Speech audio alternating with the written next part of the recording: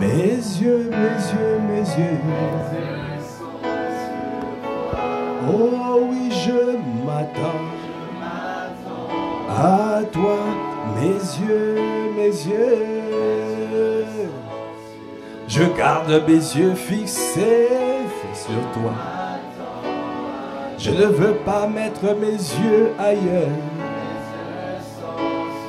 Je garde mes yeux fixés sur Jésus le Christ, l'auteur et le consommateur de ma foi. Merci Seigneur. Nous te bénissons pour cette grâce, pour ce moment béni. Merci Seigneur pour cette prédication riche de notre maman Maud. Accorde-lui la grâce d'être fortifié pour le deuxième culte, afin de continuer à bénir ton peuple. À toi l'honneur, la puissance et la gloire. Dans le nom de notre Seigneur Jésus le Christ, nous avons ainsi prié avec action de grâce et révérence. Amen. Si nous pouvons prendre place un instant.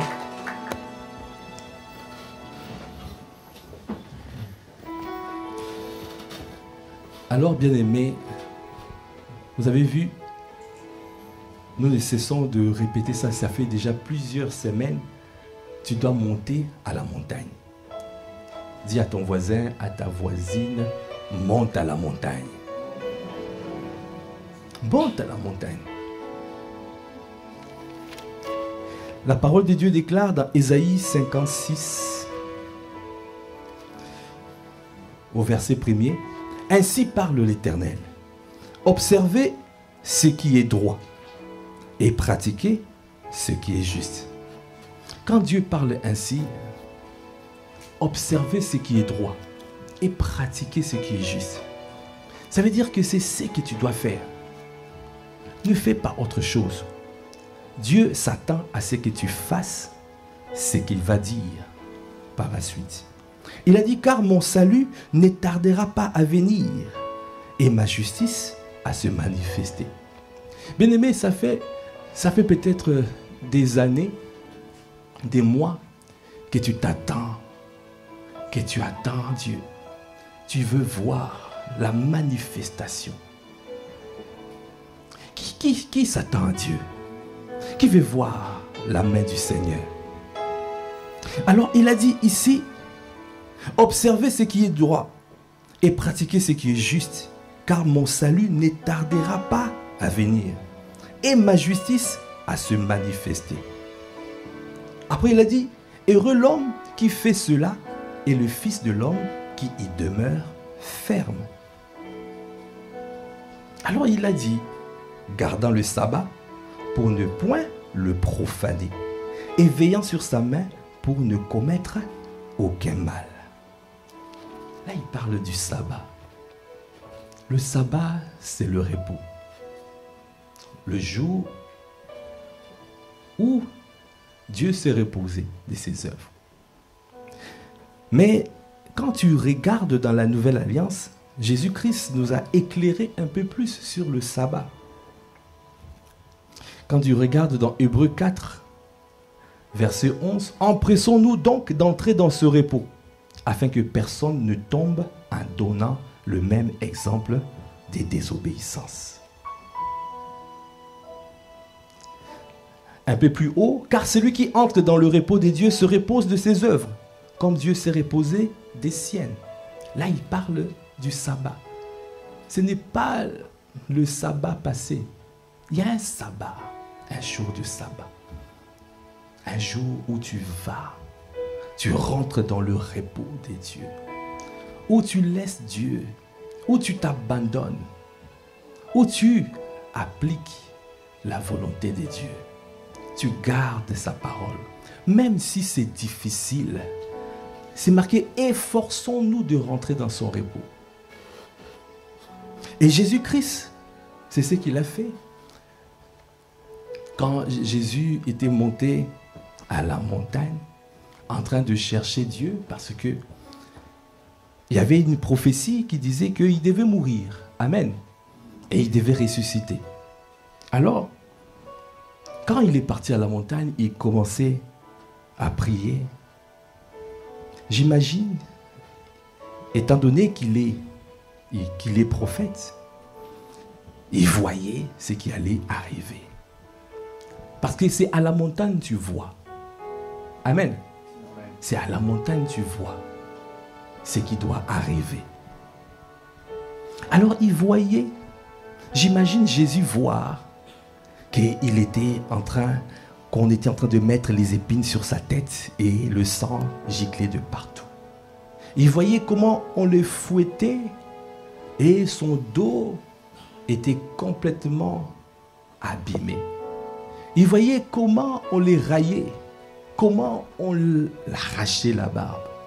Alors à un moment, son âme était attristée. Il a dit non, que cette coupe soit éloignée de moi. Mais il devait aller jusqu'au bout pour faire le sacrifice. Il fallait continuer. J'ai bien aimé ce que Maman Maud a dit. Abraham a sacrifié Isaac au moment où il a pris le couteau. Ça veut dire que il y a des moments où tu résous dans ton cœur, c'est fini. Je décide de passer à l'acte. C'est à ces moments-là que Dieu voit la disposition de ton cœur. C'est ce qu'il attendait. Il attendait cela. Alors Jésus aussi, à 3 reprises, 3e fois, il a dit non. Avant, il disait que ça soit, laisse cette coupe éloignée de moi. Est-ce que cette coupe peut être éloignée de moi? Quand tu es encore meurtri, ton âme, ta chair est en train de tout faire pour que tu puisses refuser la volonté de Dieu. C'est ce qui nous arrive tous. Dieu dit, applique cette parole, garde cette parole, mais tu es combattu et tu n'arrives pas. Bien-aimé, continue. Décide de pouvoir faire le sacrifice.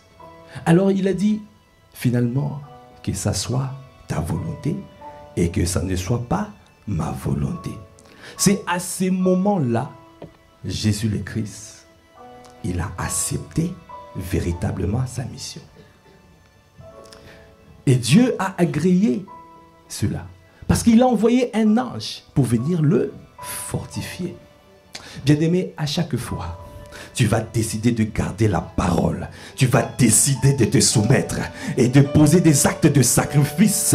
Dieu t'enverra un ange pour te fortifier dans le nom de Jésus. Afin de pouvoir continuer la course et de pouvoir faire la volonté de Dieu.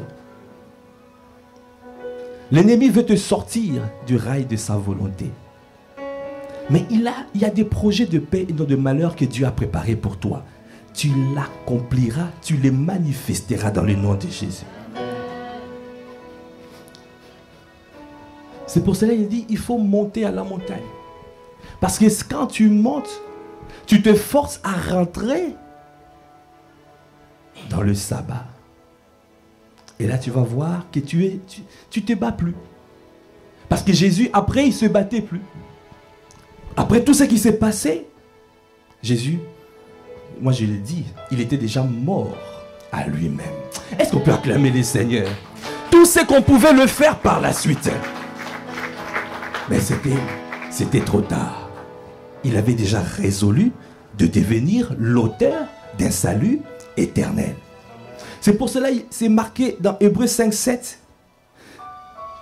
C'est lui qui, dans les jours de sa chair, a présenté avec des grands cris et avec larmes des prières et des supplications à celui qui pouvait le sauver de la mort. Et il a été exaucé à cause de sa piété. Il a appris, bien qu'il soit fils, l'obéissance par les choses qu'il a souffertes. Bien-aimé, si Jésus n'était pas monté à la montagne, ça a l'air. Je ne sais pas où est-ce que nous allons être aujourd'hui. Pour clôturer, je dis simplement, si, comme c'est marqué dans Ésaïe 56, si vous observez ce qui est droit et pratiquez ce qui est juste, ton salut ne tardera pas. Ça s'accomplira. Ta justice va se manifester dans le nom de Jésus. Verset 7, il a dit, je les amènerai sur ma montagne sainte. Donc si tu décides de garder, d'obéir, c'est Dieu qui va te prendre et qui va t'emmener sur sa montagne sainte. Il a dit, je les réjouirai dans ma maison de prière. Bien-aimé, la dernière fois, j'avais dit, waouh, j'ai dit, mais cette parole, j'ai jamais vu ça. Donc ça veut dire que quand tu montes à la montagne, il y a une maison de prière. Est-ce que tu peux acclamer le Seigneur? Donc ça veut dire que quand tu pries sur la terre, Dieu n'entend pas. Dieu n'exauce pas. Dieu exauce les prières à la montagne. Dieu exauce les prières à la montagne. Monte à la montagne, à la maison de prière. Est-ce que tu peux acclamer le Seigneur? Il a dit, je les réjouirai dans ma maison de prière. Leurs holocaustes et leurs sacrifices seront agréés sur mon autel. Comme ma maman a dit, quand tu montes à la montagne, ne viens pas les mains vides. Viens avec le sacrifice. Avec, qu'est-ce que tu donnes à Dieu? Qu'est-ce qui te coûte? Fais quelque chose. Comme il a dit, si tu fais le yo-yo dans la prière, ah bien-aimé, viens le matin à l'offrande du matin. L'offrande du matin chaque jour de 5h à 6h du matin en présentiel. Parce qu'il faut que ça soit un sacrifice, un prix. Il faut que ça te coûte. Ça ne te coûte pas si tu es sur ton lit, sur Zoom, sur ton lit comme ça. Ça ne te coûte pas. Mais si tu te lèves, tu cherches un frère ou une sœur, conduis-moi à l'offrande du matin. Et là, ça sera un sacrifice. Là, ça sera un sacrifice. Bon, si tu es à la maison, lève-toi du lit. Va et te connecte-toi. Et commence à prier. Amen. Il a dit, je les réjouirai dans ma maison de prière. Leurs holocaustes et leurs sacrifices seront agréés sur mon autel. Car ma maison sera appelée une maison de prière pour tous les peuples. Est-ce que nous pouvons acclamer le Seigneur? Est-ce que nous pouvons acclamer mieux que ça, le Seigneur? Merci Seigneur. Merci pour ces paroles. Merci pour cette grâce que tu nous fais. Donnez-nous à asseoir cette parole. Donnez-nous à monter à la montagne. Et venir à la maison de prière. Plaider.